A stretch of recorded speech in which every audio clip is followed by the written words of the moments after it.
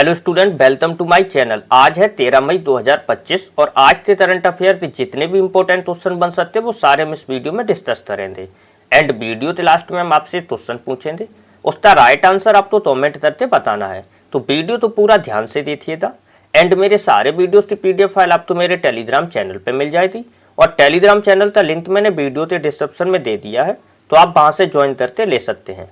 तो चलिए बिना टाइम वेस्ट किए स्टार्ट करते हैं आज की अपनी क्लास। तो चलते हैं आज के अपने फर्स्ट सवाल की तरफ। हमारा आज का फर्स्ट सवाल है, हाल ही में अंतरराष्ट्रीय नर्स दिवस कब मनाया गया? तो अंतरराष्ट्रीय नर्स दिवस हर साल 12 मई को मनाया जाता है। तो इस क्वेश्चन का राइट आंसर होगा ऑप्शन नंबर सी, 12 मई। अब चलिए इसके बारे में जान लेते हैं, नर्स डे के बारे में। यह दिन नर्सों के योगदान को उजागर करने और उन्हें सम्मान देने के लिए मनाते हैं। वही अंतरराष्ट्रीय नर्स दिवस मशहूर नर्स फेलोन्स नाइटिंगेल के समर्पित है। 12 मई तो नर्स फेलोन्स नाइटिंगेल का जन्म हुआ था। उनकी स्मृति में हर साल 12 मई तो अंतरराष्ट्रीय नर्स दिवस मनाया जाता है। अब बात देश की हुई है तो इंपोर्टेंट देश के बारे में एक बार जान लेते हैं। 1 मई तो अंतरराष्ट्रीय मजदूर दिवस मनाया गया। 3 मई को विश्व प्रेस स्वतंत्रता दिवस मनाया गया। 4 मई को अंतरराष्ट्रीय अग्निशामक दिवस मनाया गया। 5 मई को विश्व हाथ स्वच्छता दिवस और विश्व पुर्तगाल भाषा दिवस मनाया गया। 6 मई को इंटरनेशनल नो नाइट डे और विश्व आस्थमा दिवस मनाया गया। 7 मई को विश्व एथलीट दिवस और रविन्द्रनाथ टैगोर जयंती मनाई गई। 8 मई को विश्व रेड क्रॉस दिवस एंड अंतरराष्ट्रीय थैलोसीमिया दिवस मनाया गया। 9 मई को यूरोप दिवस मनाया गया और 11 मई को राष्ट्रीय औद्योगिक दिवस मनाया गया और 12 मई को अंतरराष्ट्रीय नर्स दिवस मनाया गया। तो ये थे मई के अभी तक मनाए गए सारे इंपोर्टेंट डेज। चलते अपने नेक्स्ट सवाल की तरफ। हमारा नेक्स्ट सवाल है, हाल ही में किसने टेस्ट क्रिकेट से संन्यास की घोषणा की है? हाल ही में किसने टेस्ट क्रिकेट से संन्यास की घोषणा की है? तो टेस्ट क्रिकेट से संन्यास की घोषणा की है विराट कोहली ने। तो इस क्वेश्चन का राइट आंसर होगा option number D, Virat Kohli. चलिए इनके बारे में थोड़ा सा डिटेल में जान लेते हैं। भारतीय क्रिकेट के दिग्गज विराट कोहली ने टेस्ट क्रिकेट से संन्यास की घोषणा की है। 14 वर्षों के लंबे टेस्ट कैरियर में विराट कोहली ने 123 मैच खेले, जिसमें उन्होंने 46.85 की औसत से 9230 रन बनाए। उनका सर्वोच्चतम स्कोर 2019 में दक्षिण अफ्रीका के खिलाफ 254 रन का नाबाद रहा। 30 शतक और 31 अर्धशतक दर्ज किए, जिसमें वह भारत के सर्वकालीन महान बल्लेबाजों में शामिल हो गए। विराट कोहली भारत के टेस्ट क्रिकेट में चौथे सबसे ज्यादा रन बनाने वाले बल्लेबाज के रूप में संन्यास ले रहे हैं। उनसे आगे केवल सचिन तेंदुलकर, राहुल द्रविड़ और सुनील गावस्कर हैं। अभी कुछ ही दिन पहले रोहित शर्मा ने भी टेस्ट क्रिकेट से संन्यास लिया था। तो अब विराट कोहली और रोहित शर्मा सिर्फ आपको वनडे फॉर्मेट में खेलते हुए नजर आएंगे। T20 और टेस्ट में दोनों में इन्होंने संन्यास ले लिया। चलते अपने नेक्स्ट सवाल की तरफ। हमारा नेक्स्ट सवाल है, हाल ही में किस देश ने शतरंज यानी कि चेस खेलने पर प्रतिबंध लगा दिया? तो शतरंज खेलने पर प्रतिबंध लगाया है अफगानिस्तान ने। तो इस क्वेश्चन का राइट आंसर होता ऑप्शन नंबर ए, अफगानिस्तान। अब बात अफगानिस्तान की हुई है तो अफगानिस्तान के बारे में थोड़ा सा जान लेते हैं। अफगानिस्तान की कैपिटल है काबुल और अफगानिस्तान की करेंसी है अफगानी और अफगानिस्तान के पीएम है हसन अथुन। तो इतना अफगानिस्तान के बारे में याद रखना इंपॉर्टेंट है। चलते अपने नेक्स्ट सवाल की तरफ। हमारा आज का नेक्स्ट सवाल है, हाल ही में किस राज्य के राज्यपाल द्वारा लिखित पुस्तक जनता की कहानी मेरी आत्मकथा का विमोचन हुआ? किस राज्य के राज्यपाल के द्वारा लिखित पुस्तक जनता की कहानी मेरी आत्मकथा का विमोचन हुआ? तो ये हुआ है हरियाणा सरकार के राज्यपाल था। तो इस क्वेश्चन का right answer option number B, Haryana. चलिए इसके बारे में थोड़ा सा जान लेते हैं। हरियाणा सरकार के उपराष्ट्रपति जगदीश धनखड़ ने आज हरियाणा के राज्यपाल बंडारू दत्तात्रेय द्वारा लिखित पुस्तक जनता की कहानी मेरी आत्मकथा का विमोचन किया, जो उनकी आत्मकथा है। चलते अपने नेक्स्ट सवाल की तरफ। हमारा नेक्स्ट सवाल है, हाल ही में उत्तर प्रदेश सरकार ने ODP योजना के तहत कितने नए उत्पाद जोड़े हैं? ODOP का फुल फॉर्म है one district one product. One district one product योजना के तहत उत्तर प्रदेश सरकार ने टोटल 12 उत्पाद जोड़े हैं। तो इस क्वेश्चन का राइट आंसर होगा ऑप्शन नंबर ए 12। चलिए तो इंपोर्टेंट फैक्ट के बारे में जान लेते हैं। अमेरिका ने न्यूयॉर्क में डॉक्टर भीमराव अंबेडकर दिवस की घोषणा की। अमेरिका लगातार चौथे साल भारत का सबसे बड़ा व्यापारिक साझेदार बना। अमेरिका के सीनेट में भारतीय वैज्ञानिक जय भट्टाचार्य को राष्ट्रीय स्वास्थ्य संस्थान के निदेशक के रूप में नियुक्त किया गया। भारत में आने वाले पुरस्कारों में शतरंज में अमेरिका शीर्ष पर रहा।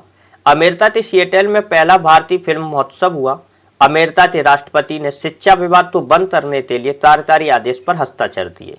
तो ये थे कुछ इंपोर्टेंट जानकारी। चलते अपने नेक्स्ट सवाल की तरफ। हमारा आज का नेक्स्ट सवाल है, हाल ही में अडानी पावर ने किस राज्य को 1500 मेगावाट विद्युत पूर्ति करने के लिए समझौता किया? अडानी पावर ने किस राज्य को 1500 मेगावाट विद्युत आपूर्ति करने के लिए समझौता किया?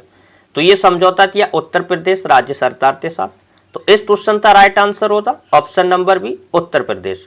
उत्तर प्रदेश के मुख्यमंत्री हैं योगी आदित्यनाथ और उत्तर प्रदेश की गवर्नर है आनंदीबेन पटेल और उत्तर प्रदेश की कैपिटल है लखनऊ। चलते अपने नेक्स्ट सवाल की तरफ। हमारा नेक्स्ट सवाल है, हाल ही में तीरंदाजी विश्व कप स्टेज 2 में भारत ने कुल कितने पदक जीते? तीरंदाजी विश्व कप स्टेज 2 में भारत ने कितने पदक जीते? तो भारत ने टोटल 7 पदक जीते। तो इस क्वेश्चन का राइट आंसर होगा ऑप्शन नंबर बी 7। अब बात भारत की हुई है तो चलो भारत के बारे में इंपोर्टेंट चीजों तो जान लेते हैं। नीति आयोग की रिपोर्ट के अनुसार दुनिया का चौथा सबसे बड़ा ऑटोमोबाइल निर्माता भारत बना। लेजर निर्धारित हथियार प्रणाली का परीक्षण करने वाला चौथा देश भारत बना। भारत एआई में सबसे अधिक निवेश करने वाले 10 देशों में शामिल हुआ। भारत वैश्विक स्तर पर दूसरा सबसे बड़ा 5G बाजार बना। अगला एआई शिखर सम्मेलन भारत में आयोजित किया जाएगा। भारत ने 100 गीगावाट से अधिक सौर ऊर्जा उत्पादन करते महत्वपूर्ण उपलब्धि हासिल की। तो ये थी कुछ भारत के बारे में इंपोर्टेंट जानकारी। चलते अपने नेक्स्ट सवाल की तरफ। हमारा आज का नेक्स्ट सवाल है, हाल ही में किसने दुनिया की पहली क्रिप्टो पर्यटन भुगतान प्रणाली शुरू किया? दुनिया की पहली क्रिप्टो पर्यटन भुगतान प्रणाली शुरू की है भूटान ने। तो इस क्वेश्चन का राइट आंसर होगा ऑप्शन नंबर ए भूटान। अब बात भूटान की हुई है तो भूटान के बारे में जान लेते हैं। भूटान की कैपिटल है थिम्पू और भूटान की करेंसी है न्यूटोरियम और भूटान के प्राइम मिनिस्टर है थैरसिन टोब्गे। चलते अपने नेक्स्ट सवाल की तरफ। हमारा नेक्स्ट सवाल है, हाल ही में आरबीआई ने किस बैंक पर 1.72 करोड़ रुपए का जुर्माना लगाया? आरबीआई ने किस बैंक पर 1.72 करोड़ रुपए का जुर्माना लगाया? तो ये जुर्माना लगाया एसबीआई बैंक पे। तो इस क्वेश्चन का राइट आंसर होगा ऑप्शन नंबर बी एसबीआई। चलिए इसके बारे में थोड़ा सा समझ लेते हैं। देश के सबसे बड़े सरकारी bank state bank of India reserve bank of India पर 1.72 करोड़ रुपए का जुर्माना लगाया। यह जुर्माना बैंकिंग नियमों का पालन न करने पर लगाया गया। एसबीआई बैंक ने आरबीआई बैंक पर 1.72 करोड़ रुपए का जुर्माना लगाया नियमों का पालन न करने पर। अब बात आरबीआई की हुई है तो आरबीआई के बारे में जान लेते हैं। आरबीआई का फुल फॉर्म है रिजर्व बैंक ऑफ इंडिया और आरबीआई की स्थापना हुई थी 1 अप्रैल 1953 को और आरबीआई का हेडक्वार्टर है मुंबई में और आरबीआई की गवर्नर है संजय मल्होत्रा। ये 26 नंबर के गवर्नर है संजय मल्होत्रा।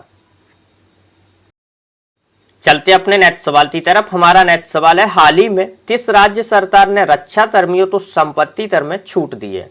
किस राज्य सरकार ने रक्षा कर्मियों को संपत्ति कर में छूट दी है? तो ये छूट दी है आंध्र प्रदेश सरकार ने। तो इस क्वेश्चन का राइट आंसर होगा option number C Andhra Pradesh. अब बात आंध्र प्रदेश की हुई है तो आंध्र प्रदेश के बारे में थोड़ा सा जान लेते हैं। आंध्र प्रदेश के मुख्यमंत्री ने 10 एमएसएमई पार्कों का उद्घाटन किया।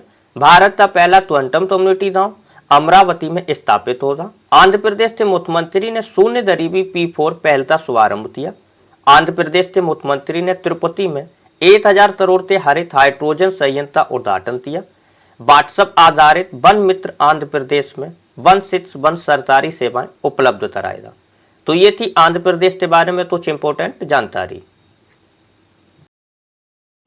चलते अपने नेक्स्ट सवाल की तरफ। हमारा नेक्स्ट सवाल है, हाल ही में दिल्ली विधानसभा में कितने किलोवाट के सौर ऊर्जा संयंत्र की आधारशिला रखी गई? दिल्ली विधानसभा में कितने किलोवाट थे सौर ऊर्जा संयंत्र आधारशिला रखी गई? तो ये आधारशिला रखी गई 500 वाट की। तो इस क्वेश्चन का राइट आंसर ऑप्शन नंबर है 500 किलोवाट। चलिए इसके बारे में थोड़ा सा समझ लेते हैं। दिल्ली विधानसभा पूरी तरह से सौर ऊर्जा संचालित होने जा रही है। उपराज्यपाल बीते सक्सेना और विधानसभा अध्यक्ष विजयेंद्र गुप्ता ने 500 किलोवाट सौर ऊर्जा संयंत्र आधारशिला रखी है। चलते अपने नेक्स्ट सवाल की तरफ। हमारा नेक्स्ट सवाल है, हाल ही में मध्य प्रदेश और किस राज्य ने ताप्ती बेसन मेधा रिचार्ज परियोजना के लिए समझौता किया? मध्य प्रदेश और किस राज्य ने ताप्ती बेसन मेधा रिचार्ज परियोजना के लिए समझौता किया? तो ये समझौता किया मध्य प्रदेश और महाराष्ट्र राज्य सरकार ने। तो इस क्वेश्चन का राइट आंसर होगा ऑप्शन नंबर ए महाराष्ट्र। चलिए इसको थोड़ा सा विस्तार में जान लेते हैं। जल संसाधनों की सुरक्षा और अंतर सजीवनी सहयोग को बढ़ावा देने की दिशा में एक ऐतिहासिक कदम उठाते हुए मध्य प्रदेश और महाराष्ट्र ने 10 मई 2025 को ताप्ती बेसन मेधा रिचार्ज परियोजना को संयुक्त रूप से क्रियान्वित करने के लिए एक समझौता ज्ञापन पर हस्ताक्षर किए। इस समझौते का ज्ञापन हस्ताक्षर किए। इस समझौते का उद्देश्य दोनों राज्यों के चयनित जिलों में विशेष रूप से निर्मल उत्तर महाराष्ट्र और दक्षिण मध्य प्रदेश में देशों में जल संकट को कम करना और सिंचाई व्यवस्था में सुधार करना है। अब बात महाराष्ट्र की हुई है तो महाराष्ट्र के बारे में इंपोर्टेंट चीजों तो जान लेते हैं। टेयर एज राज्य रैंकिंग 2025 में महाराष्ट्र शीर्ष पर रहा। महाराष्ट्र सरकार ने पित ई रिक्शा योजना शुरू की। महाराष्ट्र के तरार शहर में 100% सुरक्षित निपटान के साथ स्वच्छता अपशिष्ट प्रतिबंध हासिल किया। 3 लैंग्वेज पॉलिसी लागू करने वाला पहला राज्य महाराष्ट्र बना है। छठा भारत उज्ज्वल सैन्य अभ्यास 10 लिट पूर्व में हुआ है। प्रवीण परदेश तो महाराष्ट्र के मुख्यमंत्री का मुख्य आर्थिक सलाहकार नियुक्त किया गया। महाराष्ट्र में खुलदाबाद का नाम बदलकर रतनपुर रखा जाएगा। तो ये थी महाराष्ट्र के बारे में कुछ इंपोर्टेंट जानकारी। चलते अपने नेक्स्ट सवाल की तरफ। हमारा आज का नेक्स्ट सवाल है, हाल ही में किस राज्य सरकार ने स्कूल छोड़ने वाले बच्चों को शिक्षा प्रणाली से जोड़ने हेतु नई दिशा पहल शुरू की है? किस राज्य सरकार ने स्कूल छोड़ने वाले बच्चों को शिक्षा प्रणाली से जोड़ने के हेतु नई दिशा पहल शुरू की है? तो ये शुरू की है दिल्ली ने। तो इस क्वेश्चन का right answer option number D Delhi. चलिए इसके बारे में थोड़ा सा जान लेते हैं। पारंपरिक पुलिसिंग के माध्यमिक संस्कृति तरह सहनशीलता दिशा में कदम बढ़ाते हुए दिल्ली पुलिस ने एक नई पहल शुरुआत की है। नई दिशा शिक्षा की ओर लौटता मार्ग, जिसका उद्देश्य स्कूल छोड़ चुके बच्चों को औपचारिक शिक्षा प्रणाली में फिर से शामिल करना है। यह पहल एनजीओ और स्कूलों के सहयोग से सक्रिय समुदाय जुड़ाव के माध्यम से वंचित बच्चों के लिए शिक्षा की निरंतरता को सुनिश्चित करने का प्रयास है।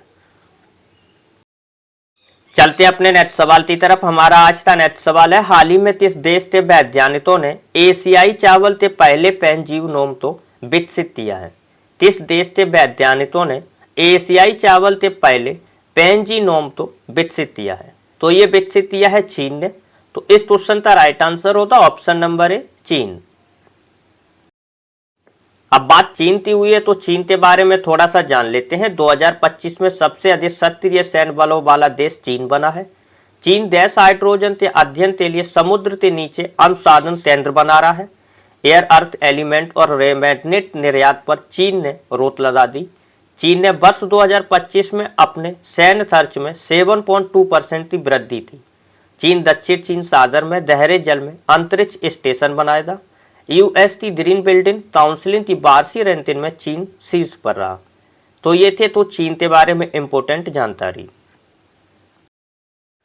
चलते अपने नेक्स्ट सवाल की तरफ। हमारा आज का लास्ट सवाल है, हाल ही में रक्षा मंत्री राजनाथ सिंह ने किस शहर में ब्रह्मोस मिसाइल की उत्पादन इकाई शुरू की है? हाल ही में रक्षा मंत्री राजनाथ सिंह ने किस शहर में ब्रह्मोस मिसाइल की उत्पादन इकाई शुरू की है? तो ये शुरू की है उत्तर प्रदेश की कैपिटल लखनऊ में। तो इस क्वेश्चन का राइट आंसर होता ऑप्शन नंबर बी लखनऊ। चलिए इसके बारे में थोड़ा सा जान लेते हैं।